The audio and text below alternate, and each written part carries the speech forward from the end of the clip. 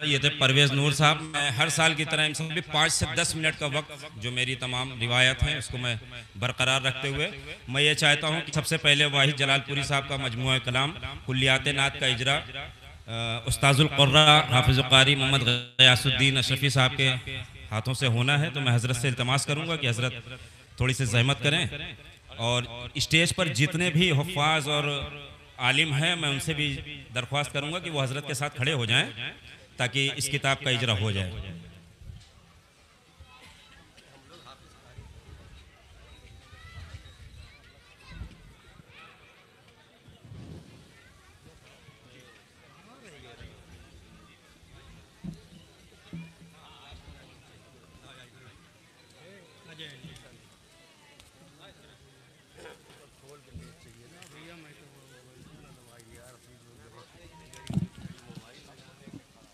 ये बड़ी ही मशक्क़तों से ये काम हुआ है। मरहूम वाहिद जलालपुरी की एक एक नात को जोड़कर एक एक अंजुमन से यकजा करके ये काम हुआ है। ये किताब जिसको भी चाहिए, जो लोग भी ज़ौक़ रखते हैं शायरी का और ख़ास तौर से नातिया शायरी का, वो मुझसे रब्ता करें, फ्री ऑफ कॉस्ट है, वो मुझसे लेके जाएं। ये बेहतरीन मंज़र जो आप देख रहे हैं, बहुत बहुत शुक्रिया तमाम अहबाब का। अब इसके बाद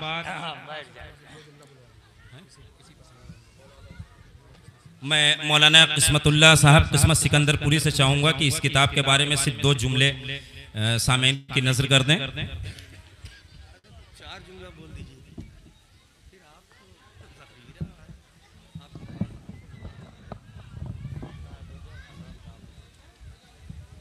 फिर हाजी साहब।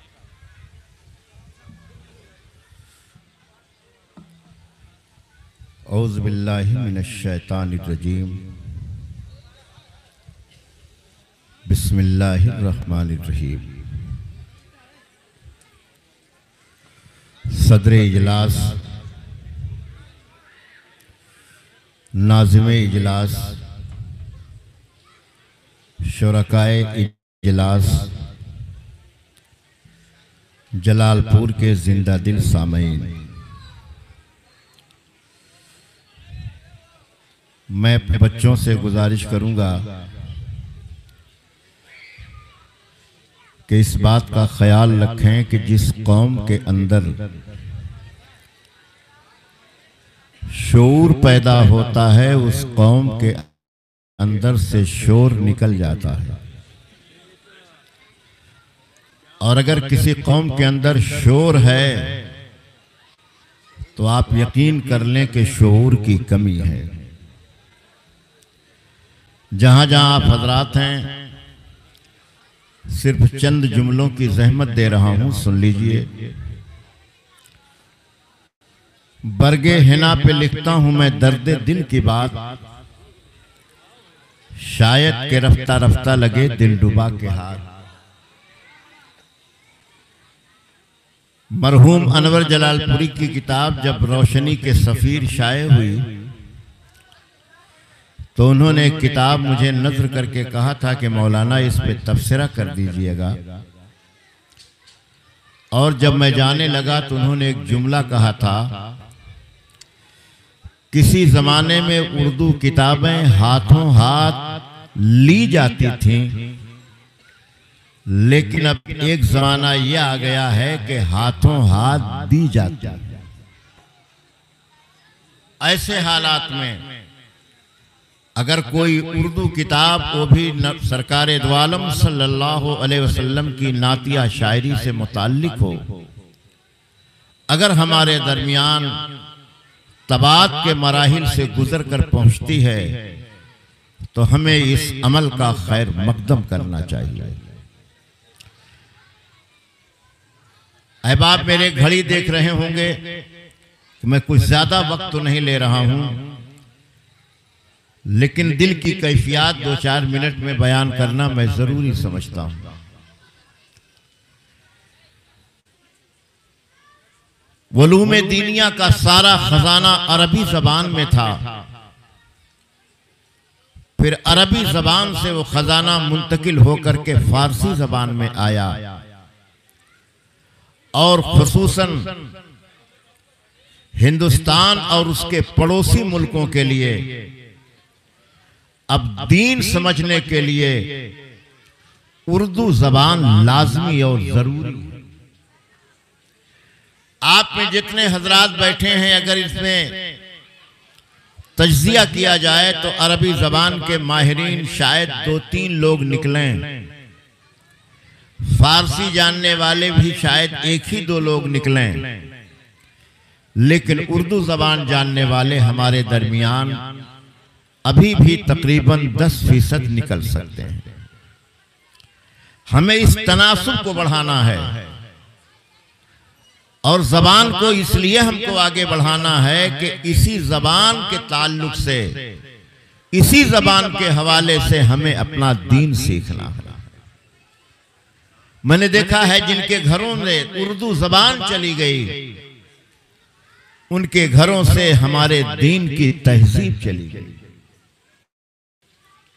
लफ्ज़े आप और तू में मानवी एतबार से बहुत बड़ा फर्क नहीं होता, लेकिन एक मुहज्जब घर के बच्चे जब किसी से मुलाकात करते हैं तो अपने बड़े को आप कहते हैं, और एक गैर मुहज्जब घर का बच्चा जब किसी से गुफ्तगू करता है तो लफ्ज़े तू से मुखातब करता है। इसलिए अगर अपनी कदरें आप महफूज रखना चाहते हैं, अपने घर में दीनदारी कायम रखना चाहते हैं और चाहते हैं कि दीन की कदरें हमारे घरों में बाकी रहें, जबान हमारे घरों में जिंदा रहे, तो जरूरी है कि आप खुद उर्दू पढ़िए, उर्दू लिखिए, उर्दू बोलिए। आज के इस जलसे में आपको यह मैसेज लेके जाना है। मेरे हाथों में जनाब वाहिद जलालपुरी मरहूम की कुल्लियात नात की शक्ल में मौजूद है। मुझे गायबाना तौर पर मालूम हुआ कि इस कुल्लियात को मंजर आम पर लाने के लिए जनाब मैकश अंसारी साहब की खिदमात नाकाबिले फरामोश है। उन्होंने अनथक कोशिश करके इस किताब को मंजर आम पर लाने के लिए अपने रफ़क़ा के साथ बड़ी कोशिश की, और यह किताब आपकी निगाहों के सामने है। मैं आपसे गुजारिश करता हूं, ख्वाहिश भी करता हूं कि एक किताब अपने घर की जीनत जरूर बनाएं, ताकि वाहिद जलालपुरी बज़ाहिर हमारे दरमियान नहीं हैं, लेकिन नबी की नात ने उन्हें ऐसी जिंदगी अता कर दी है कि कब्र में जाने के बाद भी वो जिंदगी खत्म नहीं होती, बल्कि वो जिंदगी महशर तक बाकी रहेगी। और जब महशर में नबी के नात लिखने वाले, पढ़ने वाले, सुनने वाले नवाजे जाएंगे, तो उस फहरिस्त में जनाब वाहिद जलालपुरी भी दिखाई देगी। वाहिद जलालपुरी की नातिया शायरी में खुसूसियत ये रही है कि उन्होंने कभी अपनी नातिया शायरी में मुश्किल अल्फाज का इस्तेमाल नहीं किया। कभी कभी लोग अपनी काबिलियत का इजहार करने के लिए शायरी में मुश्किल लफ्जों का इस्तेमाल करके कारीन को यह बताना चाहते हैं कि हम काफी पढ़े लिखे हैं, लेकिन याद रखें कि शायरी जितनी जवान होती है, जबान उतनी ही आसान हो जाती है। किसी जमाने में गालिब ने कहा था कि नक्श फरियादी है किसकी शोखी तहरीर का, कागजी है पैरहन हर पैकरे तस्वीर का। लेकिन जब गालिब शायरी के आखिरी मरहले में तजर्बातों मुशाहिदात की भट्टी में जल करके कुंदन बन करके सामने आए, तो उन्होंने कहा था, दिले नादा तुझे हुआ क्या है, आखिर इस दर्द की दवा क्या है। हम हैं मुश्ताक और वो बेजार, या इलाही ये माजरा क्या है। तो अच्छी शायरी की पहचान ये है कि अज दिल खेजत बर दिल रेजत, दिल से निकले और दिल पर असर कर जाए। वाहिद जलालपुरी मरहूम की शायरी में यही खासियत रही है। कभी कभी शायर का बहुत पढ़ा लिखा होना भी शायरी के लिए खतरा बन जाता है। मैंने एक मजमून बहुत पहले लिखा था, मौलाना रूम की मसनवी पर एक तफसीरा, मौलाना रूम की खाकेपा तक हम नहीं पहुंच सकते, लेकिन उसमें एक गोशा मैंने निकाला था कि उन्होंने मुश्किल अल्फाज का इस्तेमाल ज्यादा किया है। हो सकता है उनके दौर में वो मुश्किल लफ्ज न रहे हों, हम कम पढ़े लिखे लोगों के लिए मुश्किल हो गए। इसलिए कि जबान जब जवाल के मरहले से गुजरती है तो पहली सूरत यह होती है कि लोग अपनी जबान छोड़ के दूसरे की जबान अपनाने लगते हैं। आज इतने सारे बच्चे हमारे खड़े हैं, अगर इनसे पूछा जाए कि आप किस क्लास में पढ़ रहे हैं तो ये नहीं कहेंगे 12वीं जमात में, वो ये नहीं कहेंगे हाई स्कूल, 10वीं जमात नहीं कहेंगे, वो इंग्लिश लफ्जों का इस्तेमाल अपने लिए बाइस फख्र समझते हैं। जब ये चीज किसी कौम के अंदर पैदा हो जाए कि अपनी जबान छोड़कर दूसरे की जबान बोलने लगे तो समझ जाएं कि उसका जवाल शुरू हो गया। आज हमारे बच्चे टाइम बोलते हैं, समय बोलते हैं, लेकिन वक्त नहीं बोलते। वजह क्या है कि आपकी जबान आपके घर से धीरे धीरे जा रही है। ऐसे वक्त में जबकि जबान कहत के हालात से गुजर रही है, वाहिद जलालपुरी मरहूम का यह मजमुआ अदबी कदरों में इजाफा करेगा। और चूंकि यह नात का मजमुआ है, इसलिए हज़रत हस्सान इब्ने साबित के इस शेर के साथ अपनी गुफ्तगू तमाम करता हूं। हज़रत हस्सान इब्ने साबित फरमाते हैं, माइम मदाह तो मोहम्मदन बे मकालती, लाकिन मदाह तो मकालती बे मोहम्मद।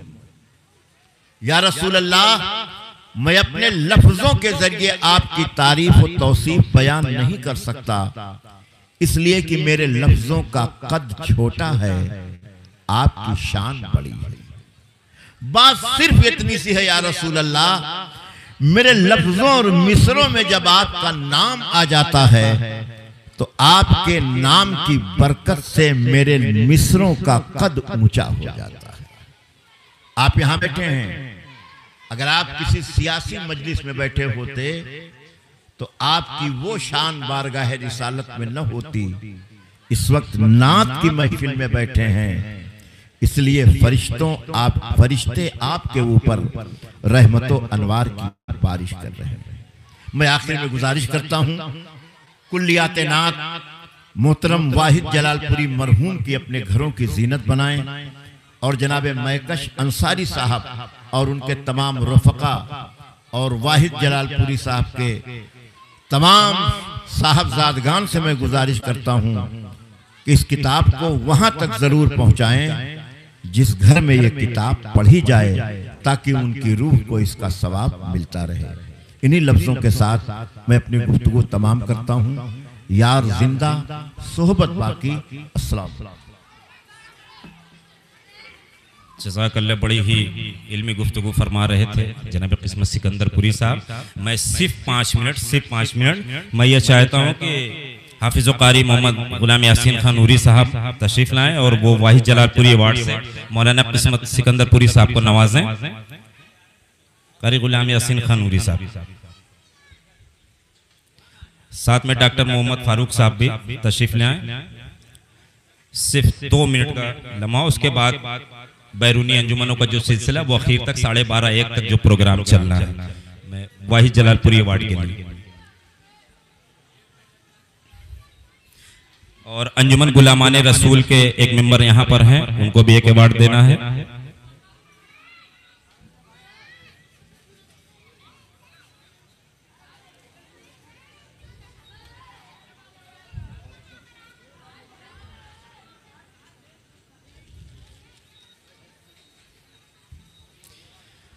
ये हम लोगों ने एक सिलसिला बनाया है,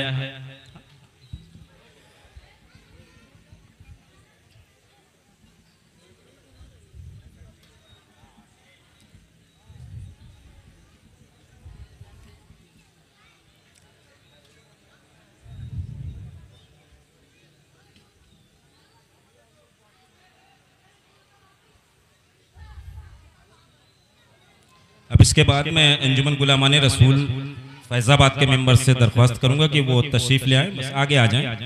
और इनको अवार्ड के लिए मैं नकीब अहले सुन्नत अकरम जलालपुरी साहब को, अरे बड़ी नवाजिश हम लोगों की रहती है। हाँ हाँ आप आइए, आप आइए। वो अपनी जानिब से डॉक्टर मोहम्मद हसन साहब को आइए। मास्टर अब्दुल रकीब साहब, मैं चाहूंगा कि इनको वाहिद जलालपुरी अवार्ड से नवाजें। और प्रशासन के जो लोग हैं, मेरे पास जो लिस्ट आई थी नाम तब्दील हो गया, बदल गया, तो मैं आप लोगों से चाहूंगा 2 मिनट के लिए आप यहाँ आ जाएं, आपको भी सम्मानित कर लिया जाए। जो भी लोग हैं 3 4 5 लोग, प्लीज प्लीज कम हियर। मैं मोहम्मद अकील और सईद अहमद से दरख्वास्त करूंगा कि वो आए और प्रशासन के लोगों को सम्मानित करें। और अंजुमन इस्लामिया भूलेपुर, वो बराए मेहरबानी स्टेज के पास तशरीफ लाए, सिर्फ 2 मिनट में उनको कलाम पेश करना है। अंजुमन इस्लामिया भूलेपुर स्टेज के पास तशरीफ ले आए।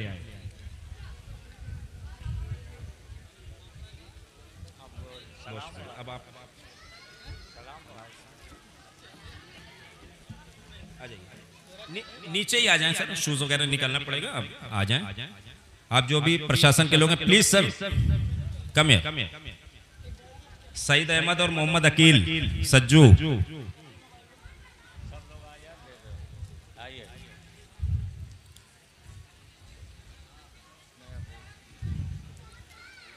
प्रशासन का भी हमारे यहाँ जो भी 11 तारीख से लेके 17-18 तारीख तक जुलूस होता है, इन लोगों का बड़ा ताउन होता है हमारे।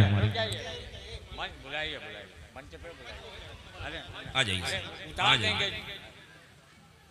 वो शूज के लिए थोड़ा सा आ जाइए, ऊपर आ जाइए। अंजुमन इस्लामिया स्टेज के पास आ चुकी है क्या? ठीक है, आ जाओ, ऊपर आ जाओ।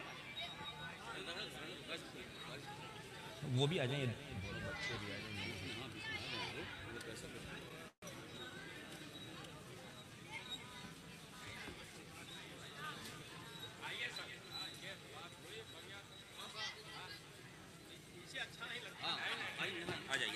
फ्रंट में आइए। ये एक आखिरी एजाज है जो हमारे प्रशासन के लिए है।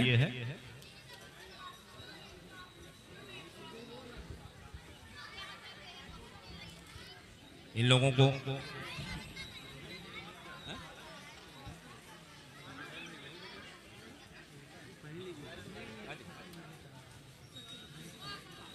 नहीं, कोई बात नहीं, आप डायरी और पेन इनको दीजिए।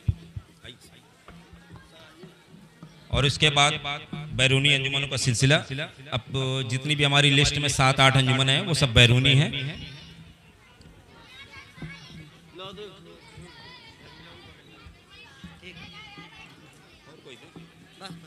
और कोई है? ये है।